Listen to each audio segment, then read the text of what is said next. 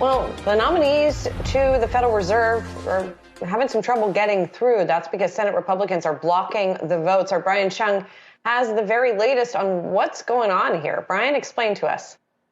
Yeah, Julia, a dramatic scene playing out in the Senate Banking Committee yesterday afternoon when it was expected that the Biden administration's 5 nominees for vacancies at the Federal Reserve were expected to pass through the committee and then move on to the next step, which would be a full Senate vote. That committee vote never happened. And a reason why was because none of the Republican members of that committee showed up for the executive session. That throttled the quorum that's needed to actually have a vote on not just Sarah Bloom Raskin, the controversial pick for the Fed vice chair for supervision role, but the other 4 nominees as well, which includes Fed Chair Jay Powell for a second term. So it seems like a number of other nominees were also casualties as a result of the standoff. Now, why did the GOP not show up for the meeting? They say they have concerns about Raskin's writings about climate change in the past, but also about her dealings with Reserve Trust, the fintech company that got a master account from the Federal Reserve Bank of Kansas City. The master account is a kind of in-the-weeds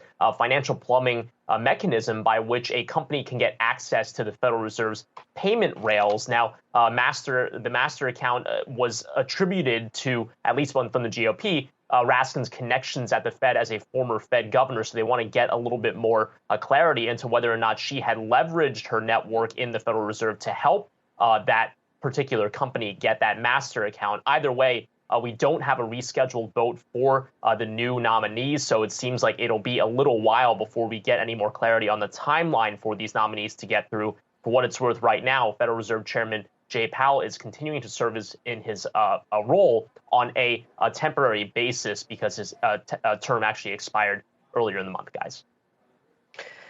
All right, a little suspense here about what's going to be happening at the Federal Reserve. Thanks so much, Brian. Appreciate it.